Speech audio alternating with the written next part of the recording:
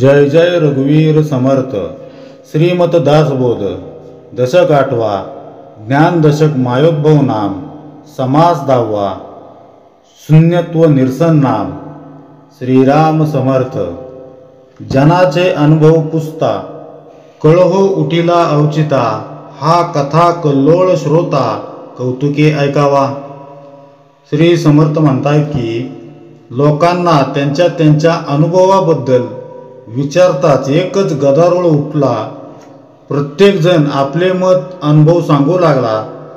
त्यामुळे जो काही कल्लोळ उडाला तो श्रोत्यांनी कौतुकाने ऐकावा. बघा, हे विश्व म्हणजे काय, परमेश्वर कोण आहे, मी अर्थात जीव म्हणजे कोण, ही त्रिपुटी उलगडून दाखवणारा, तसंच कल्पना शब्द यांच्या पलीकडे असणाऱ्या स्वस्वरूपाचं दर्शन घडवणारा हा दशक म्हणजे दासबोधाचा प्राण आहे. शून्यत्व निरसन हा या दशकातील अंतिम समास. परमार्थ काय किंवा पृथ्वीच्या गुरुत्वाकर्षणाला भेदून जाणारं यान झालं काय, या दोघांच्याही दृष्टीनं शून्यत्व निरसनाची संकल्पना फारच महत्त्वपूर्ण आहे. अवकाशात इस्पित ठिकाणी जाण्यासाठी यानाला प्रचंड ऊर्जेची गरज असते. म्हणजे ज्या ठिकाणी आपण यान पाठवायची आपली इच्छा आहे त्या ठिकाणी यान पाठवण्यासाठी लागणारी ऊर्जा ही प्रचंड असते आणि त्याचं प्रथम ध्येय असतं ते म्हणजे पृथ्वीभोवतीचं गुरुत्वाकर्षणाचं कवच भेदणं.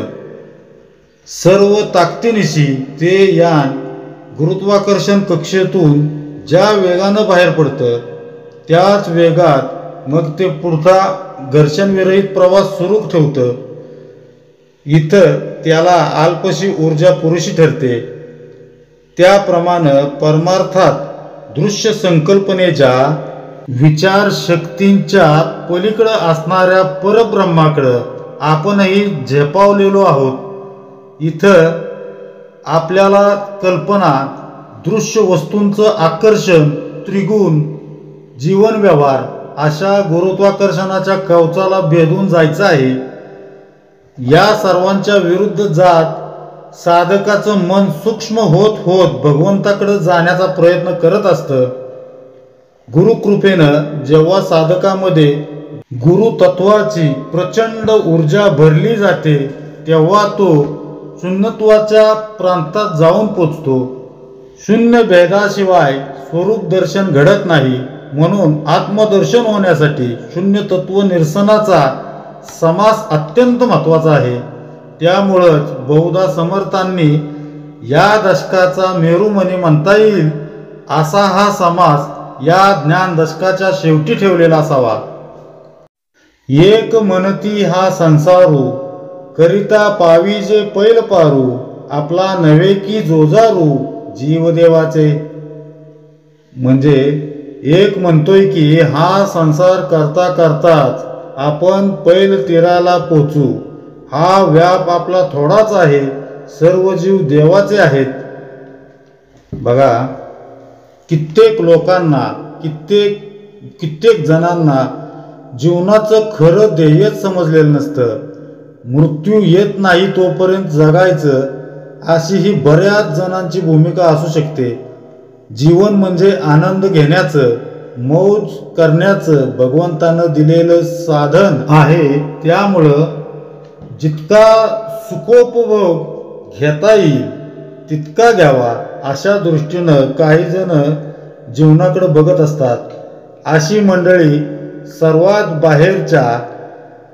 बाहेरच्या स्तरातील शून्यत्वाच्या स्थितीपासून अगदी दूरवर असतात. शून्यत्वाकडे जाऊ पाहणाऱ्या जीवाची वाटचाल सर्वात बाह्य स्तरापासून ते एकट्यानं पार होण्याच्या टप्प्यापर्यंत समर्थांनी अगदी बारकाईनं या समासात विशद केली आहे. गरज आहे ती गुरुकृपेच्या आधारे यातील प्रत्येक ओवी नीट समजून घेण्याची.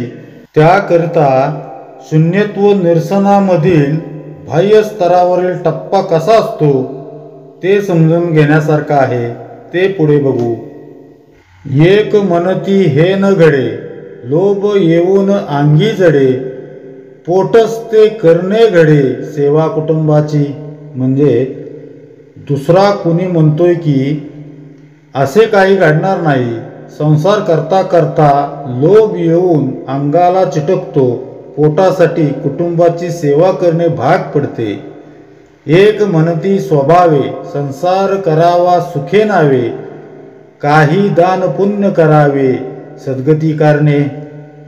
तर कुणी म्हणतात की सुखेनैव संसार करावा, मात्र सद्गती प्राप्त व्हावे म्हणून काही दान पुण्य आदीही करावे.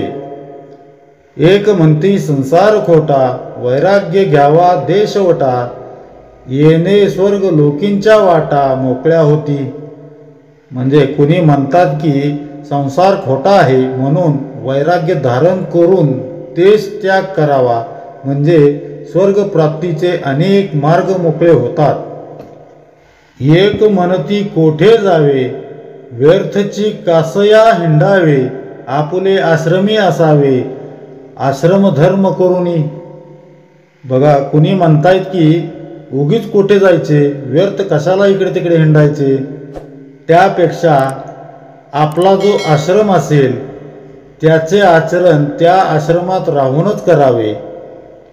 एक म्हणती कैचा धर्म, अवघा होत असे अधर्म, ये संसारी नाना कर्म करणे लागे. कुणी म्हणतात की कुठला आला हे धर्म, सर्व अधर्मच घडत असतो. या संसारात नाना प्रकारची कर्मे करावी लागतात. बघा, आपल्या पृथ्वीवरील मानवांची लोकसंख्या अंदाजे 700-800 कोटी एवढी असेल. इतर असंख्य पशुपक्षी जीवजंतू आहेत ते निराळेच. या 700-800 कोटी लोकांना जीवनाचं ध्येय काय असा प्रश्न विचारला तर तितक्याच संख्येनं उत्तर मिळतील. कारण प्रत्येक व्यक्तीचा स्वभाव, विचारधारा, आवडनिवड वेगवेगळी असते. त्यातही ध्येय ठरवणार कोण, कोण कोणाला सांगणार. सामान्य जीव जे ध्येय ठरवतो ते खरंच त्याचं ध्येय असतं का तो जीवनातील स्वल्प विराम असतो. सद्गुरू हृदयस्थ झाल्याशिवाय, त्यांच्या कृपेशिवाय खरं जीवन ध्येयच कळू शकत नाही. देहानं सुख उपभोगण्याचेच अनेक अल्पसंकल्प जीव करत राहतो आणि तेच जीवन ध्येय मानून बसतो. यासाठी समर्थांनी त्या काळच्या समाजाचं जणू सर्वेक्षण करून त्यांची निरीक्षणं या समासात नोंदवलेली आहेत. आजही एखादा निर्णय झाल्यानंतर त्यावर अनेक उलटसुलट प्रतिक्रिया उमटतच राहतात. प्रत्येकाला त्याचा दृष्टिकोन बरोबर आहे असं वाटत असतं.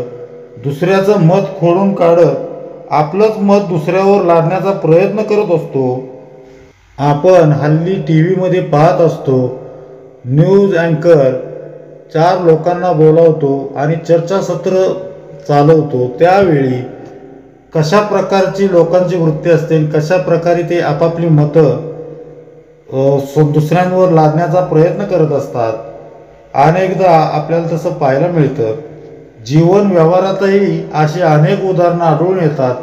जेव्हा जीवन ध्येयाचा विषय निघतो तेव्हा त्याविषयी देखील अनेक संकल्पना समोर येतात. मी सांगतो त्यासाठीच जीवन जगायचं असतं. जीवनाचं अन्य कुठलं प्रयोजन असूच शकत नाही असं बरेच जण तिरमिरीनं सांगत असतात. अशा लोकांची जीवन ध्येय अगदी ऐकण्यासारखी असतात. एक म्हणती बहुतांपरी, वासना असावी बरी, येण्याची तरी जे संसारी अनायासे. म्हणजे कुणी म्हणतायत की या सर्वांपेक्षा आपली वासना बरी असावी, म्हणजे अनायासे हा संसार तरून जाता येतो. एक म्हणती कारण भाव, भावेची पाविजे देव, येर हे अवघेची वाव, गथागोवी. म्हणजे एक म्हणतात की आपला भावच सर्व गोष्टीत कारणीभूत असतो. भाव चांगला असेल तर त्यामुळे देवाचीही प्राप्ती होते. भावाशिवाय सर्व व्यर्थ आहे, गोंधळ आहे. एक म्हणते वडिले जीवे, अवघी देवची मानावी. माये बापे पूजती जावी, एका भावे. म्हणजे आपल्या आई वडिलांना जीवाभावाने देवच मानित जावे व एकनिष्ठपणाने आई वडिलांची पूजा करावी. बघा, या समासातील 82 ओव्यांपैकी तब्बल 39 ओव्या समर्थांनी सामान्य जीवनाकडे बघण्याचा दृष्टिकोन, त्यांची जीवनध्येय सांगण्यासाठी खर्च केले आहेत. त्या काळी जीवनध्येय म्हणून अभिप्रेत असलेल्या गोष्टी, ज्यासाठी साधण्याची गरज आहे असं त्या वेळेच्या माणसांना वाटत होतं, त्या गोष्टी समर्थांनी मोठ्या बारकाईनं टिपून ठेवल्या आहेत. त्यांचं बुद्धिचातुर्य, निरीक्षण शक्ती या समासात पुरेपूर अनुभवायला येते. हे त्या काळचं सर्वेक्षण आजच्या काळानुसार करायचं म्हटल्यास त्यासाठी कदाचित 400 ओव्या देखील पुरेशा ठरल्या नसत्या. इतका बुद्धिभेद आजच्या विज्ञान युगानं करून ठेवलेला आहे. बुद्धिभेद करणारं, विश्वास श्रद्धेला तडा देणारं शास्त्र काय कामाचं. काय काय बघायला मिळालं असेल समर्थांना ते सांगतात. जीवनध्येय ठरवताना लोकांचा नुसता गोंधळ उडाल्याचं दिसतं. एक जण म्हणतोय की कसला देव घेऊन बसलात, सुखानं संसार करावा म्हणजे त्यातच सगळं आलं. एक जण म्हणतोय कसल्या संसाराच्या गोष्टी करता, संसार करून का कोणाचं भलं झालंय, तो खोटा आहे. त्यापेक्षा वैरागी बनून देशांतराला निघून जावं. एक जण म्हणतोय घरदार सोडून उगीचीच पायपीट कशाला करायची, त्यापेक्षा आश्रम धर्म भरा. एक जण म्हणतो सगळीकडं आश्रमच बोकाळलाय, उगीच कशाला देवदेव करीत बसायचं. आणखीन एक जण म्हणतो आपली वासना चांगली ठेवावी, त्या पलीकडं आपण जास्त विचार करू नये. पुन्हा एक जण म्हणतो भगवंताचं नाम घेत राहावं, बाकीच्या सर्व वायफळ गोष्टी आहेत. तर एक जण म्हणतो आई बापाची सेवा करावी, याहून वेगळा परमार्थ तो कोणता. एक म्हणती देव ब्राह्मण, त्यांचे करावे पूजन. माये बाप नारायण, विश्वजनाचा. म्हणजे कुणी म्हणतात की देवा ब्राह्मणांचे पूजन करावे, त्यामुळे भगवान नारायण प्रसन्न होतात. एक म्हणती शास्त्र पाहावे, तेथे निरोपिले देवे. तेने प्रमाणेची जावे परलोकासी. कुणी म्हणतात की शास्त्रात काय सांगितले आहे त्याप्रमाणे वागावे, असे भगवान म्हणतात. त्याप्रमाणे वागले असता परलोक प्राप्त होतो. एक म्हणती आहो जना, शास्त्र पाहता पूर्वेना. या कारणे साधू जना शरण जावे. एक म्हणतात की आहो शास्त्रे इतकी आहेत की त्यांचा अभ्यास करायला आयुष्य पुरे पडणार नाही, म्हणून त्यापेक्षा साधू संतांना शरण जावे हेच चांगले, हेच बरे. एक म्हणती सांडा गोठी, वायाची करिता चाऊटी. सर्वांस कारण पोटी, भूत दया असावी. म्हणजे कुणी म्हणतात की उगीच वटवट करणे बंद करा, ती गोष्ट राहू दे. सर्वात महत्वाचे म्हणजे पोटात भूतदया असावी. एक म्हणती एकची बरवे, आपुल्या आचारे असावे. अंतकाळी नाम घ्यावे सर्वोत्तमाचे. एक म्हणतात की आपल्या वर्णाश्रम धर्माप्रमाणे आचार करावा, हे सर्वात चांगले. आणि अंतकाळी सर्वोत्तमाचे नाम घ्यावे. एक म्हणती पुण्य असेल तरीच नाम येईल, नाहीतरी भुली पडेल अंतकाळी. म्हणजे दुसरा कोणी म्हणतोय की जर गाठी पुण्य असेल तरच अंतकाळी मुखात नाम येईल, नाहीतर विसर पडेल, भ्रांती उत्पन्न होईल. एक म्हणती जीत असावे, तवची सार्थक करावे. एक म्हणती फिरावे, तीर्थाटनं म्हणजे एक म्हणतात की जिवंतपणी आयुष्याचे सार्थक करावे, तर दुसरा कोणी म्हणतोय की तीर्थयात्रा करीत फिरावे हे चांगले. एक म्हणती हे आटाटी पाणी पाषाणाची भेटी, चुबकुळ्या मारिता हिमपुटी कासावीस व्हावे. म्हणजे कुणी एक म्हणतो की व्यर्थ खटाटोप कशाला करावा, तीर्थक्षेत्रात जिकडे तिकडे पाणी आणि पाषाणाशिवाय काय आहे, तीर्थात बुचकुळ्या मारताना नाकातोंडात पाणी जाऊन कष्ट होतात आणि जीव मात्र कासावीस होतो. एक म्हणती सांडी वाचाळी अगाध महिमा भूमंडळी, दर्शन मात्रे होये होळी महापातकाची. त्यावर दुसरा कोणीतरी म्हणतो की वाचाळपणा बंद कर, या पृथ्वीवर तीर्थक्षेत्रांचा महिमा आगाध आहे, केवळ त्यांच्या दर्शनाने मोठमोठी पातके भस्म होऊन जातात.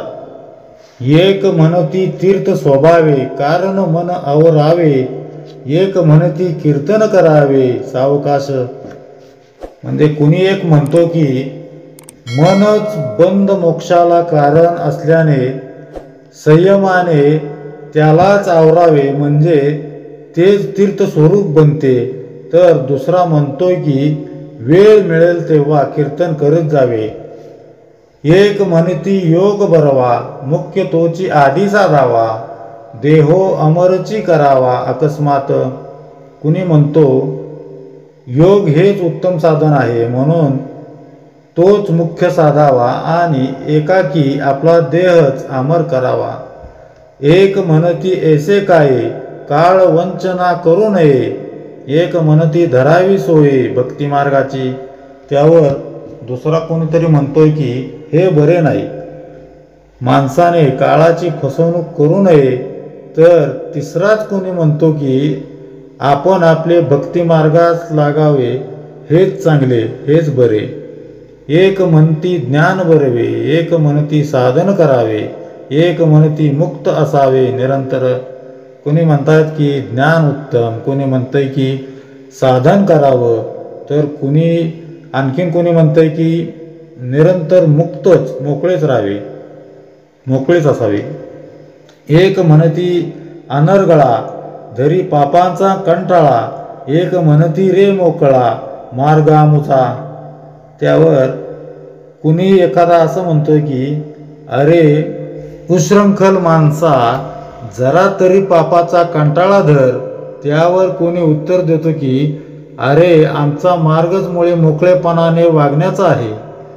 एक म्हणती हे विशेष करू नये निंदाद्वेष, एक म्हणती सावकाश दृष्टसंग त्यागावा.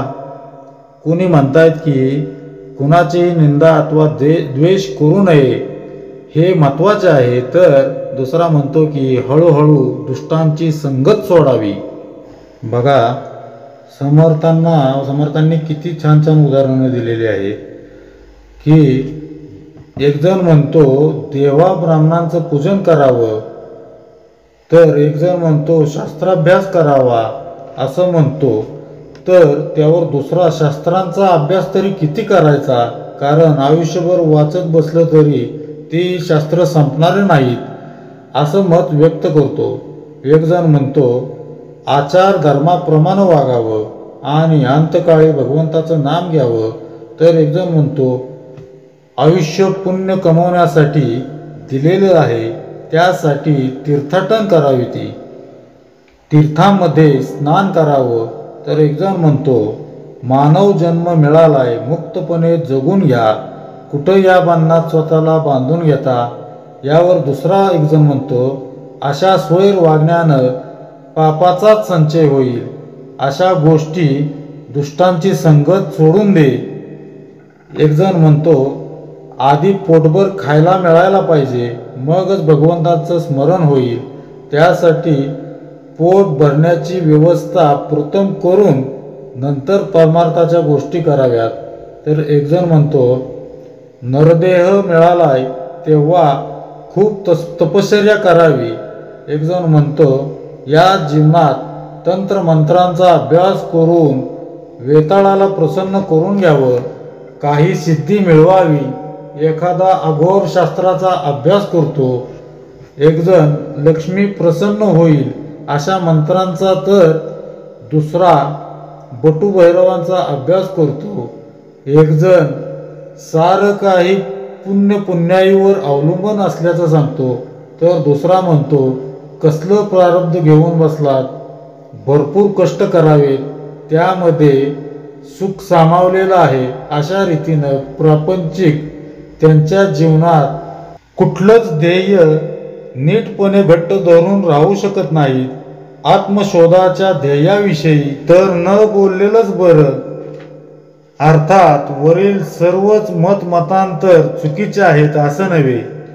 प्रापंचिक कुठल्याच ध्येयाशी एकनिष्ठ राहून तद्रूप होऊन जगत नाही.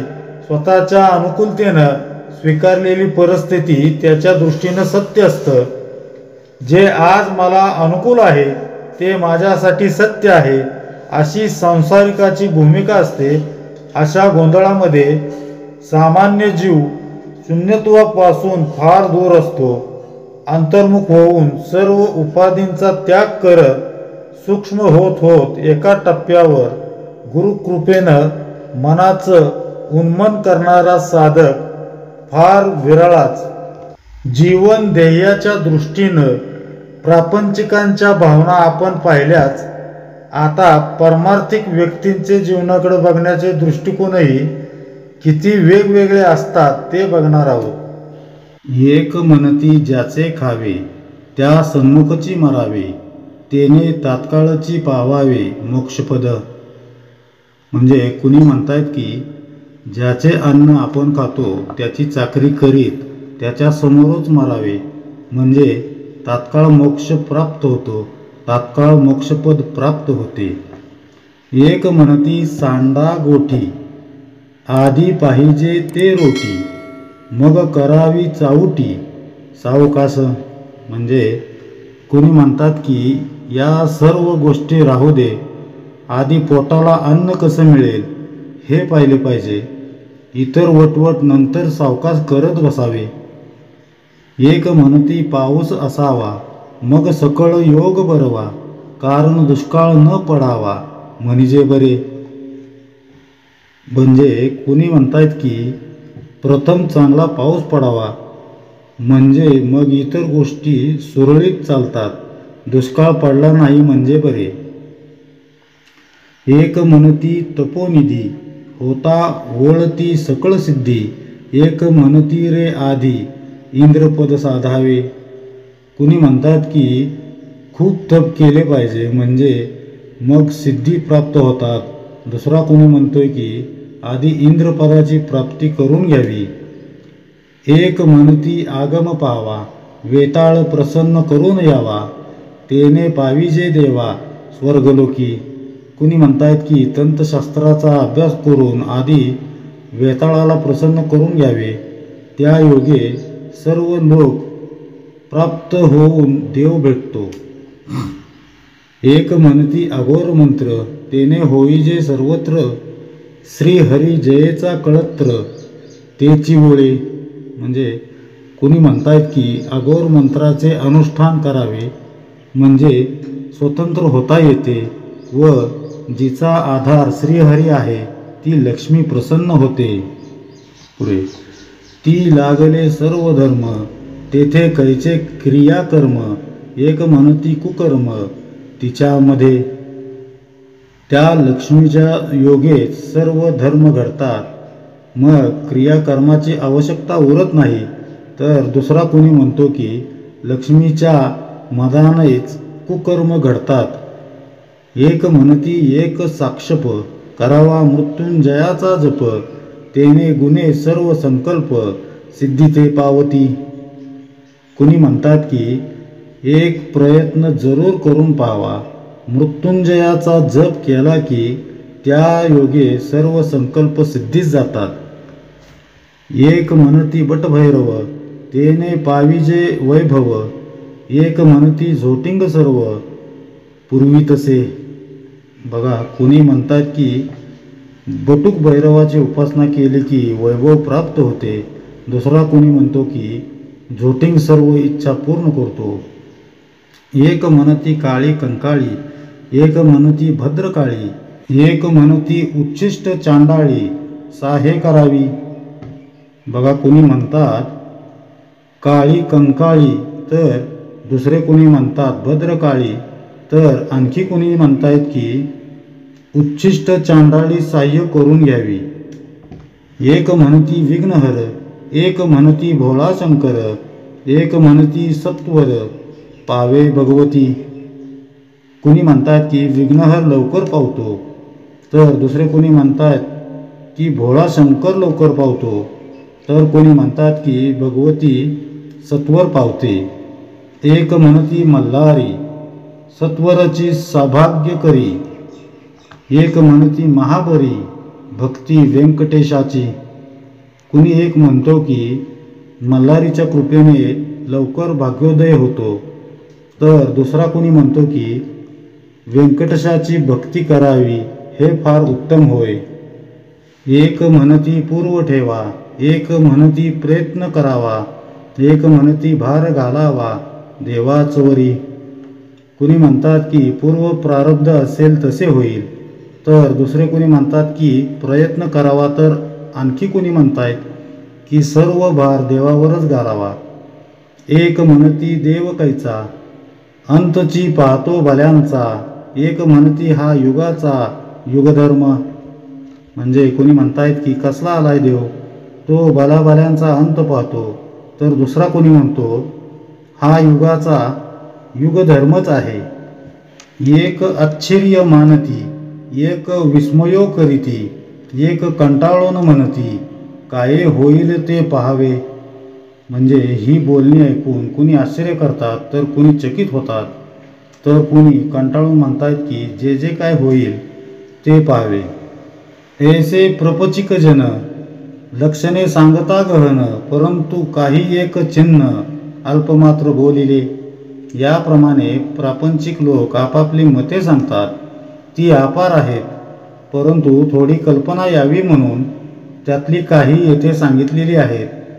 पहा, समर्थांना इथं काय म्हणायचंय, कल्पना शक्तीचा रास करून परब्रह्माशी तद्रूप होण्याच्या अट्टहासानं जीव शून्यत्व निरसनाच्या महत्त्वपूर्ण टप्प्याजवळ येतो खरा, पण परम वस्तूंची अनुभूती घेण्याअगोदरच तो माघारी फिरतो. याचं सुंदर वर्णन समर्थ आता करत आहेत. जीवन ध्येय कोणतं असावं याविषयी बहुजनांची मतमतांतरं आपण अभ्यासली. चांगलं खावं, चांगलं राहावं, देहसुख उपभोगावं, अशी बहुतेकांची मानसिकता असते. मात्र जीवन ध्येयच न उमगल्यानं परब्रह्माच्या निर्विकल्प अवस्थेशी तदाकार होण्यासाठी जशी आंतरिक जडणघडण व्हावी लागते तशी ती होत नाही. त्यामुळं उरी बाळगलेल्या अवास्तव कल्पनांचाच जीवन ध्येय समजून ते जगत असतात. प्रापंचिक मुळातच अज्ञानात धडपडणारा जीव आहे, म्हणून संतांना त्याची करुणा येते. प्रापंचिकांना भगवंत सन्मुख करण्याची जबाबदारी संतांकडे दिली आहे. जीवनाचं प्रयोजन, खरं प्रयोजन नीट न समजल्यानं समर्थांसारख्या संतांनी प्रापंचिकांना ईश्वराभिमुख करण्यासाठी भगीरथ प्रयत्न केले. सदैव विषयांच्या आसपास वावरणाऱ्या प्रापंचिकाला जीवन ध्येय नीट कळत नाही हे समजण्यासारखं आहे, परंतु अनेक काळापासून सावध करत असलेल्यांचीही तशीच अवस्था असल्याचं पाहून आश्चर्य वाटतं.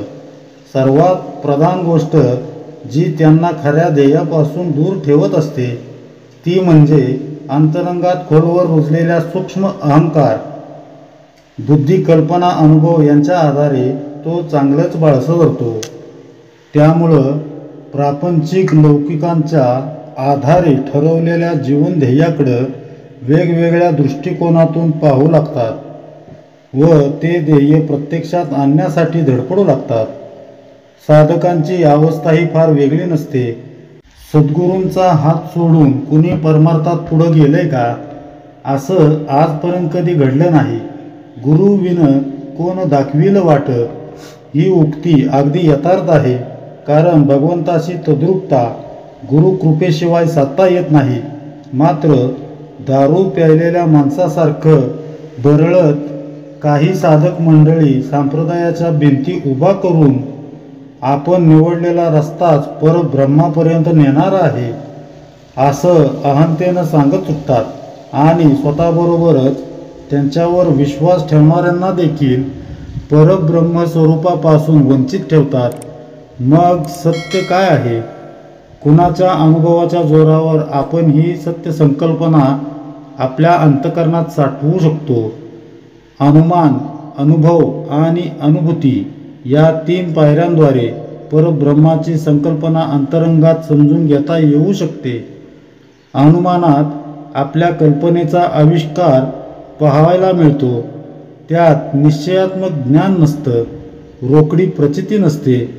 पूर्वी कधी न गेलेल्या अशा एखाद्या थंड हवेच्या ठिकाणी जायचं ठरल्यावर आपण सोबत गरम कपडे घेतोच ना.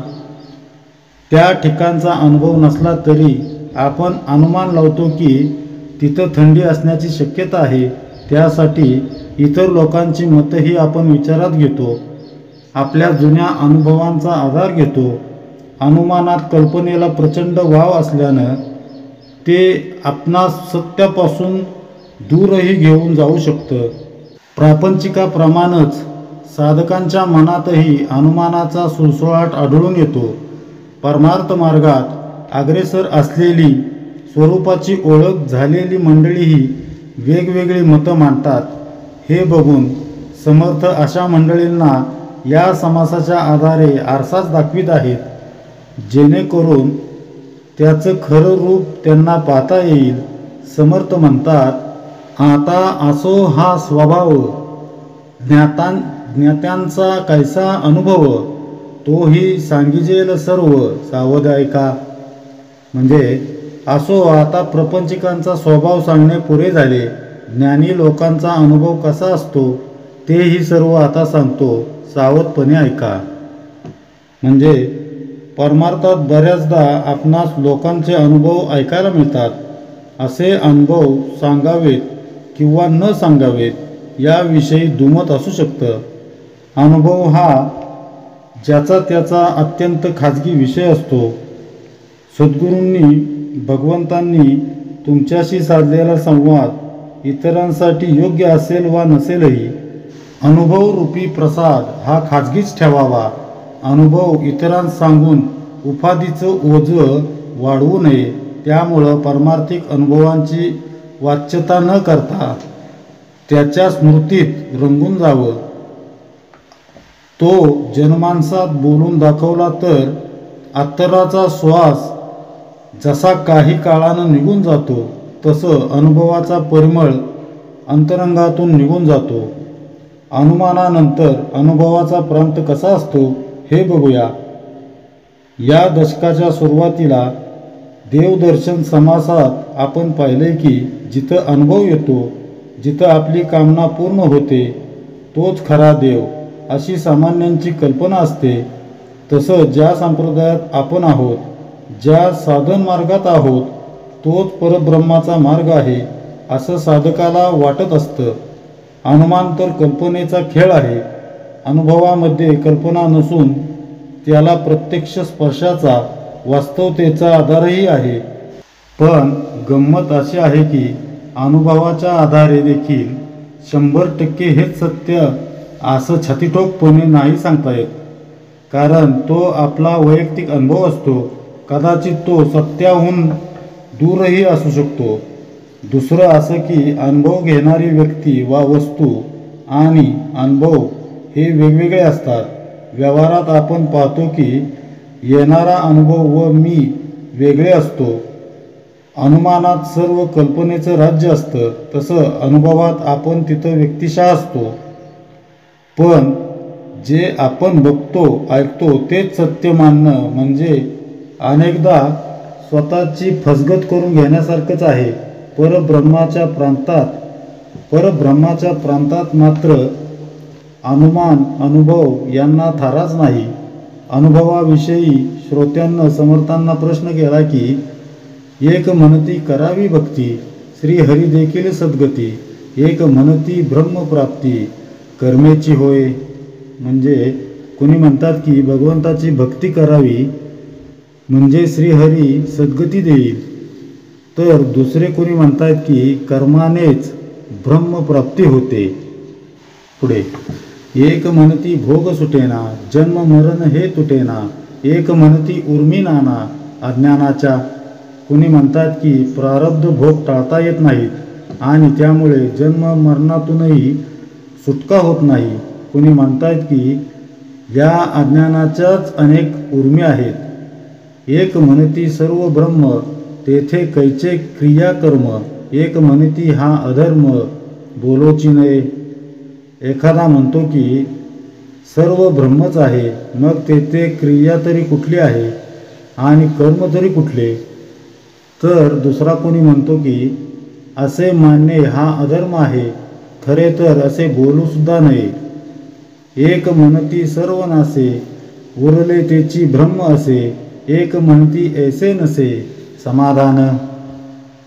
कोणी म्हणतात की प्रलयाच्या वेळी सर्व नाश पावल्यावर उरते ते ब्रह्म, तर कोणी म्हणतात की समाधान अशा प्रकारचे नसते.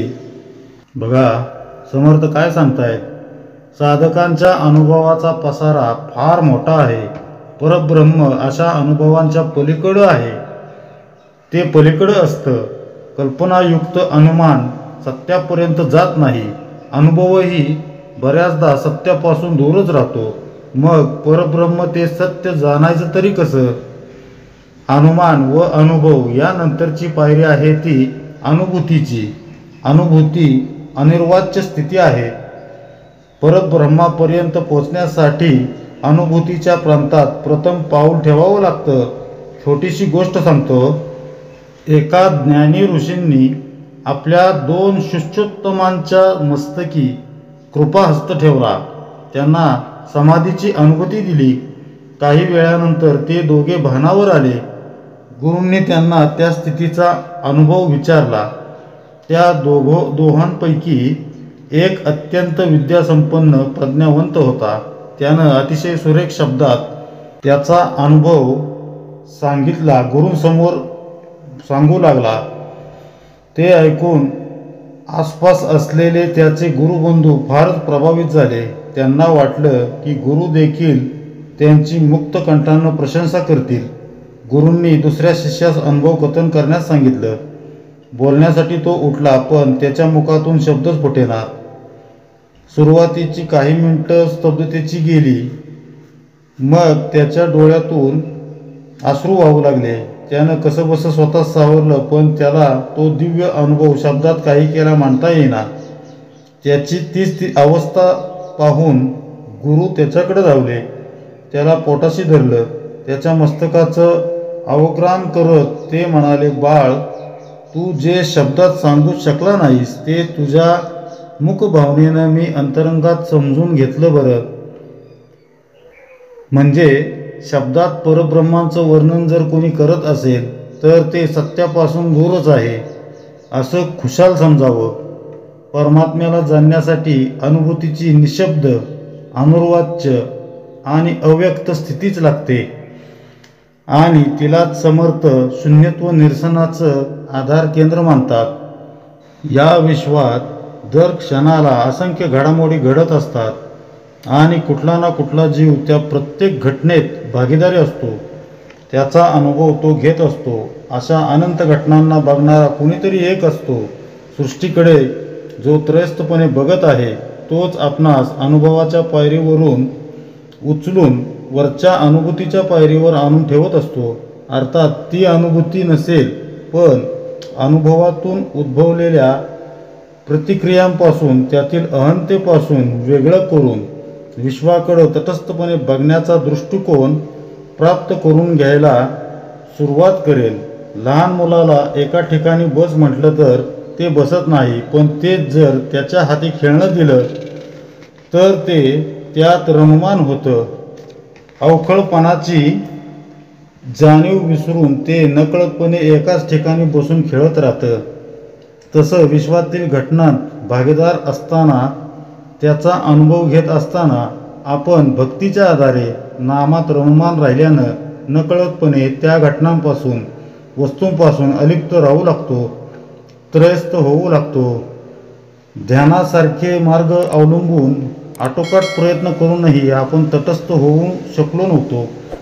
पण भक्तीचा, भगवंताच्या नामाचा मोहर असा काही विलक्षण असतो की जो एकदा आपल्या अंतःकरणात फुलला की विश्वाकडं तटस्थपणे बघण्याची भूमिका अंतःकरणात दृढ होऊ लागते.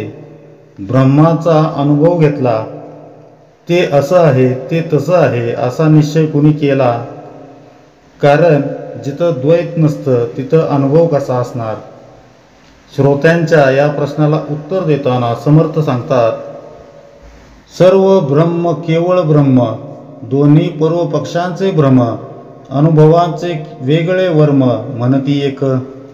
कुणी म्हणतात की सर्व ब्रह्म असे म्हणणे व सर्व जाऊन उरते ते ब्रह्म म्हणणे हे दोन्ही पूर्व पक्षाचे भ्रम आहेत. अनुभवाचे वर्म काही वेगळेच आहेत. एक म्हणती हे न घडे, अनुर्वाच्य वस्तू घडे, जे बोलता म्योन पडे वेदशास्त्रांसी. एक म्हणतात की जी अनुर्वाच्य वस्तू आहे तिचे वर्णन होऊ शकत नाही. वेद आणि शास्त्रे यांनाही त्याचे वर्णन करताना मौन धरावे लागते. तव श्रोता अनुवादला म्हणे निश्चय कोण केला, सिद्धांत मते अनुभवाला उरी कैची. म्हणजे येथे श्रोत्यांनी शंका घेतली की ब्रह्म कसे आहे हा निश्चय कोणी केला. सिद्धांत असा आहे की तेथे अनुभवाला वावच नाही. म्हणजे अनुभव रूपात द्वैतही ब्रह्माच्या ठिकाणी उरत नाही असा सिद्धांत आहे. अनुभव देही वेगळाले, हे पूर्वीच बोलिले, आता काही एक केले नवचे की. म्हणजे प्रत्येक देहाचे अनुभव वेगवेगळे असतात असे पूर्वीच सांगितले आहे. आता काही केले तरी एक होऊ शकत नाहीत. एक साक्षत्वे वर्तती, साक्षी वेगळाची म्हणती, आपण द्रष्टा ऐसे स्थिती स्वानुभवाची. म्हणजे एखादा साक्षीत्वाने वागतो, साक्षी वेगळाच आहे असेही म्हणतो. आपण द्रष्टा, साक्षी ही स्वानुभवाची स्थिती आहे. समर्थांना काय म्हणायचं इथं, प्रत्येकाचे अनुभव वेगळे असतात. आपण द्रष्टा आहोत, विश्वाकडं तटस्थपणे बघत आहोत, ही स्वानुभवाची खरी स्थिती म्हणता येईल. या त्रयस्थपणामधूनच साक्षीत्वाची भावना काय असते याची जाणीव होऊ लागते. या अनुभवाहून वेगळे असते. अनुभवात प्रत्येक घटनेची प्रतिक्रिया आपल्या चित्तात उमटते. स्वानुभवाची तटस्थ अवस्था CCTV कॅमेऱ्याप्रमाणे प्रत्येक घटना तर टिपत असते, पण त्यावरील प्रतिक्रिया अंतःकरणात निर्माण होत नाहीत. कारण भक्तीनं, नामानं आपली मनोअवस्था बदलून टाकलेली असते.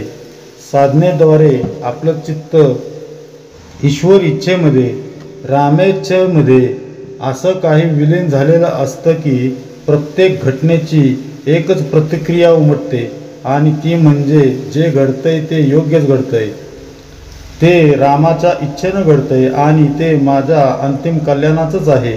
त्यामुळं सर्व संतांनी आपला प्रपंच, आपलं कर्तेपण प्रभूंवर, प्रभू रामांवर, ईश्वरावर सोपवायला सांगितलं. किती साधंसं सूत्र आहे हे, पण त्यामागची किती मोठी थेअरी समर्थांनी इथं सांगितली आहे. हे सोपं सूत्रच आपल्याला अनुभवातून तटस्थपणाकडं सहजपणे घेऊन जातं. एकदा का आपण विश्वाकडं साक्षीत्व भावानं बघायला लागलो की देह यंत्राप्रमाणे होतो, यंत्रवत होतो. म्हणजे पूर्वी देह सदैव आशा, अपेक्षा, उद्विग्नता, इच्छेविरुद्ध काही घडल्यास देहाची होणारी चरफड अशा भावनांमध्ये जखडलेला असायचा. ते देहाचे सारे पाश तटस्थपणामुळं हळूहळू गळून पडू लागतात. मात्र अशी अवस्था म्हणजे परब्रह्मदर्शन नव्हे. पुढे दृश्यापासून द्रष्टा वेगळा, ऐसी अलिप्तपणाची कळा, आपण साक्षत्वे निराळा स्वानुभवे. दृश्यापासून द्रष्टा नेहमी वेगळाच असतो, याचा साक्षात अनुभव आला की दृश्यात राहूनही अलिप्त कसे राहावे ही कल्पना, ही कला अवगत होते. आणि मग त्याला तसा आपण साक्षीत्वाने निराळे असल्याचा अनुभवही येतो. सकळ पदार्थ जाणता, तो पदार्थाहून परता, देही असोन अलिप्तता सहजची झाली. म्हणजे जो सर्व पदार्थांना जाणतो तो त्या सर्व पदार्थाहून वेगळाच असतो. त्यामुळे ज्ञाता देहात असूनही सहज त्यापासून अलिप्त असतो.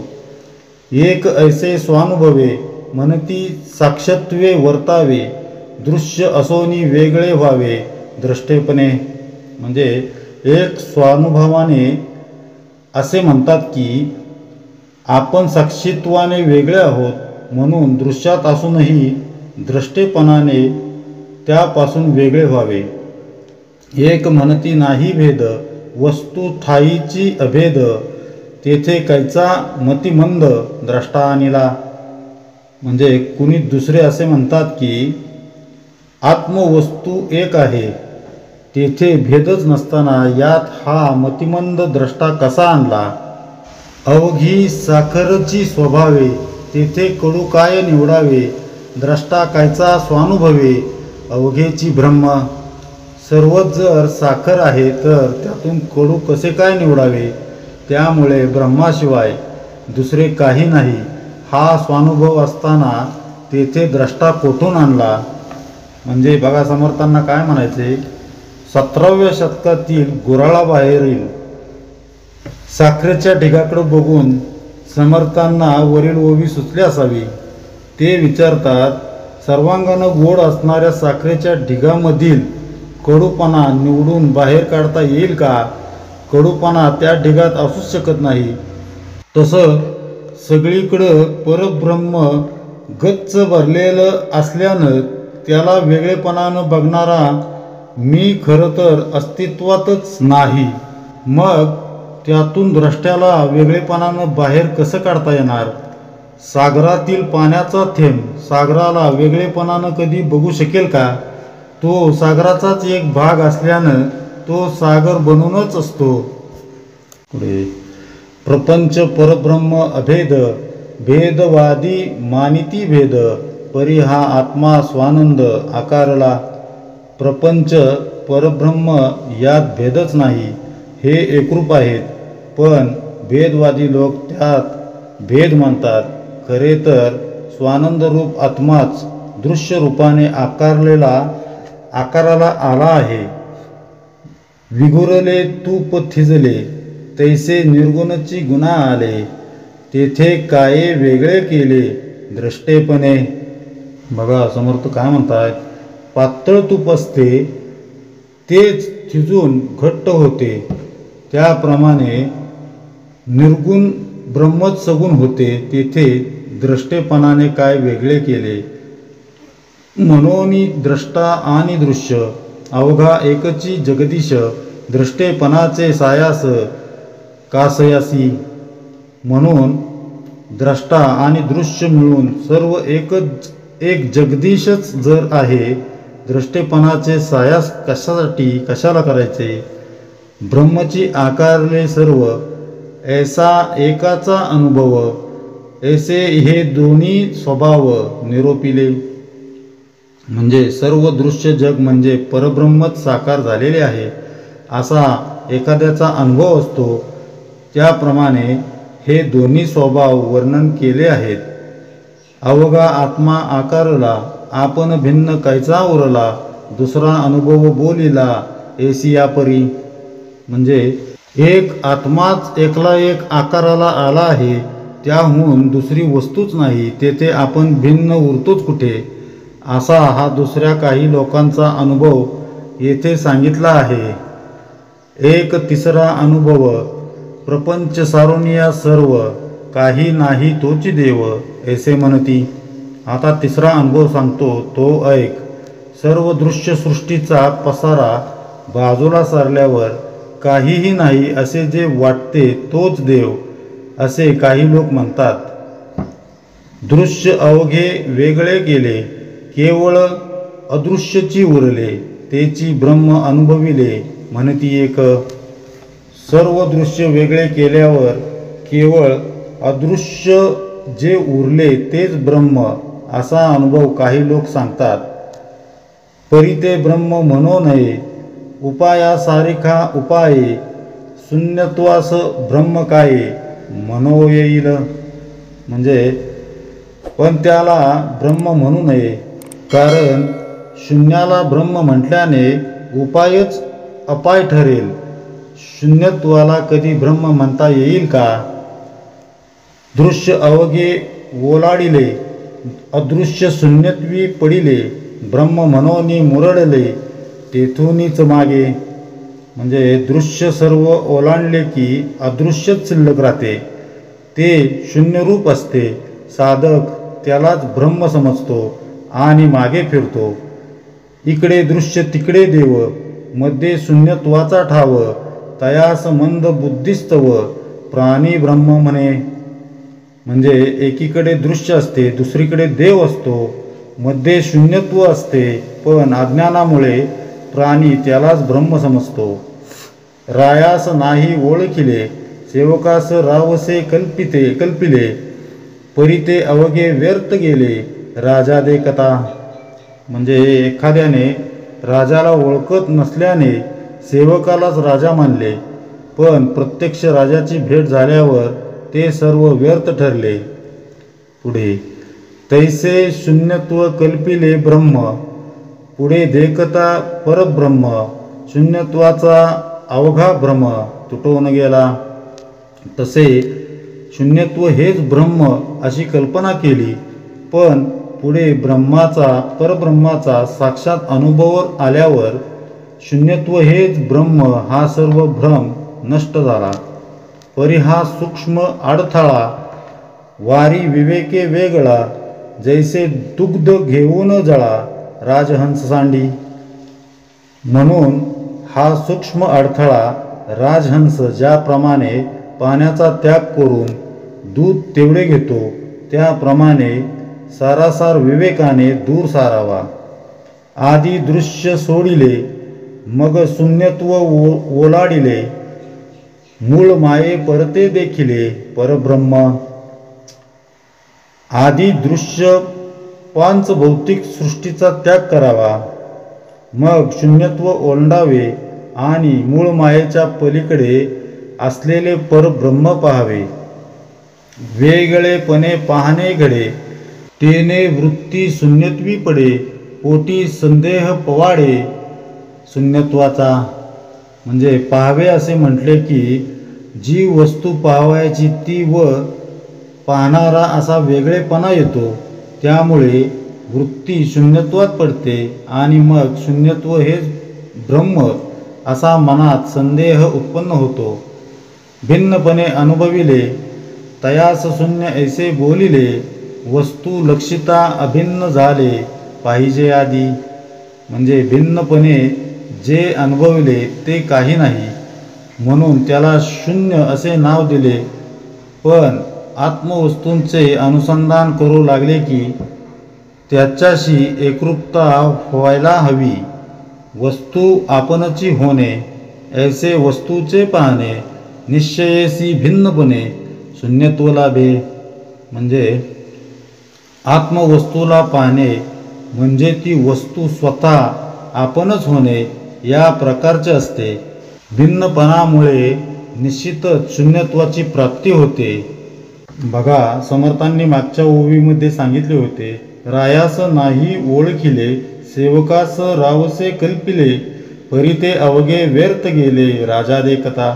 म्हणजे एखादा मनुष्य राजाला भेटायला म्हणून आला आणि महालातील सेवकाला राजा समजून त्याची भेट घेतली, म्हणजे त्यानं मी राजाच भेटलो अशी गैरसमजूत करून घेतली.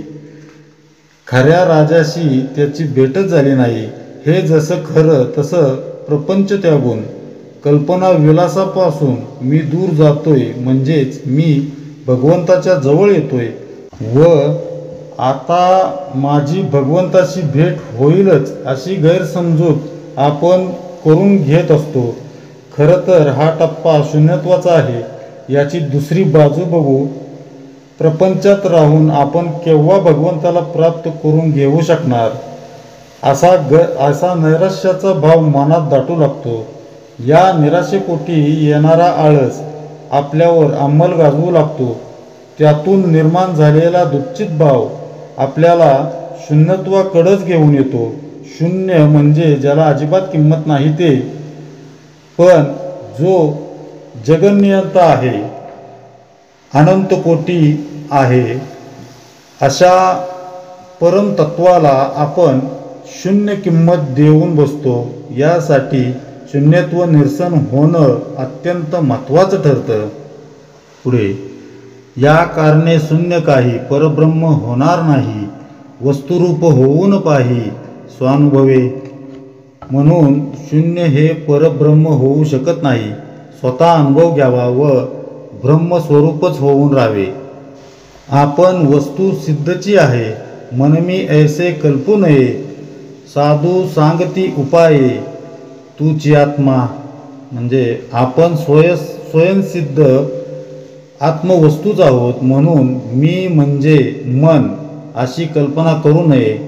यावर साधू उपाय सांगतात की तूच आत्मा आहेस असे अनुसंधान करावे.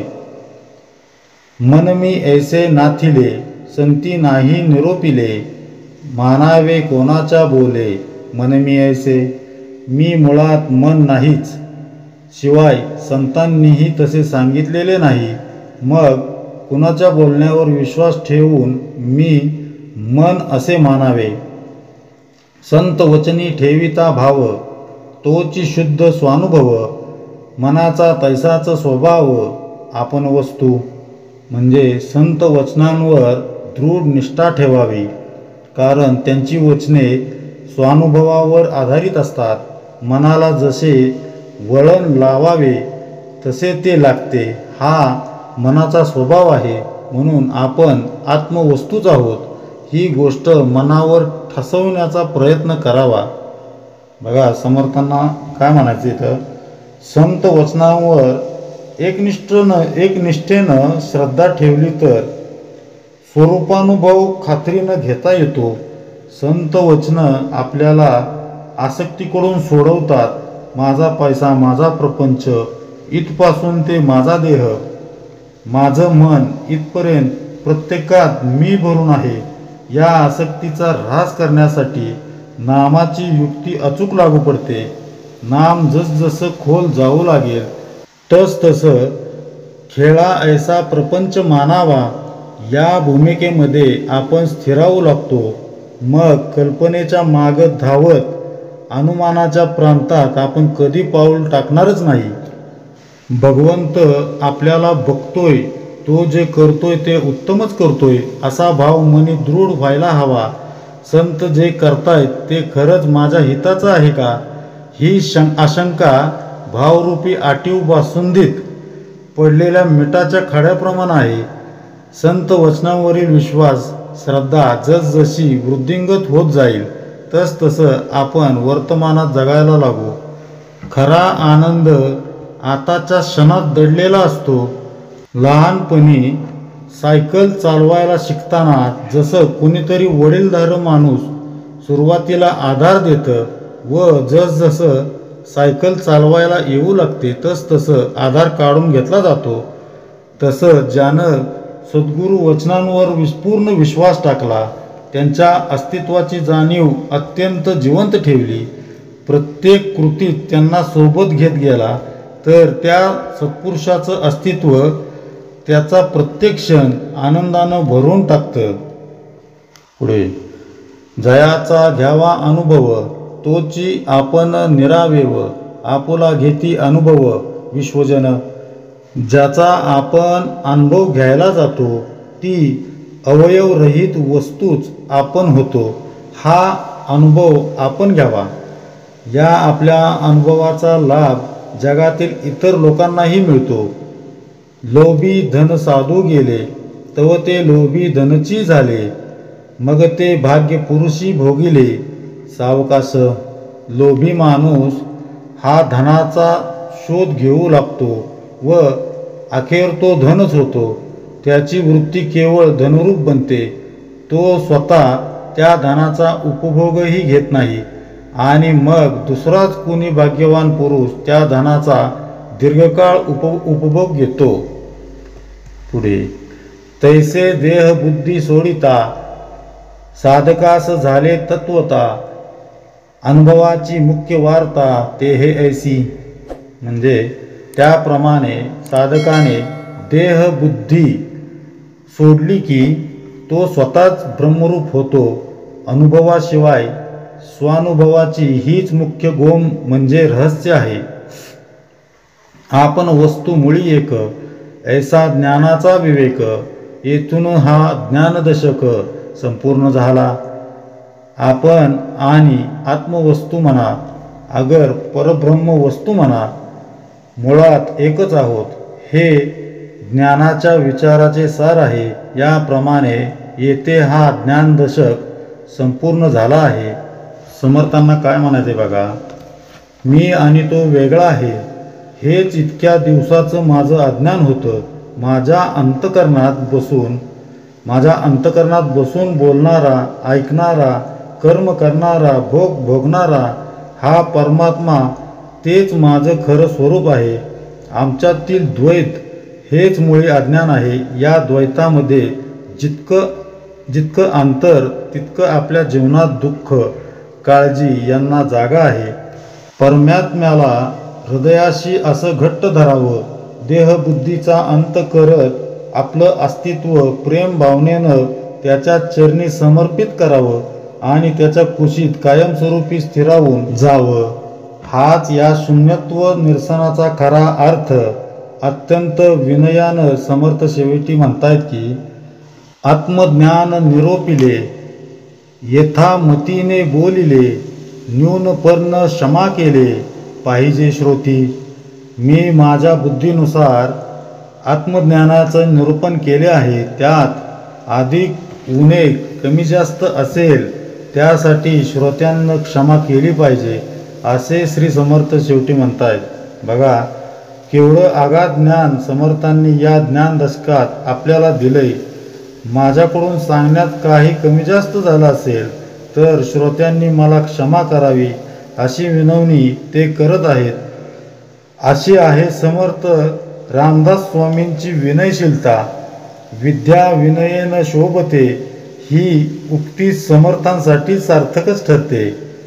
इति श्री दासबोधे गुरुशिष्य संवादे शून्यत्व निरसन नाम. जय जय रघुवीर समर्थ.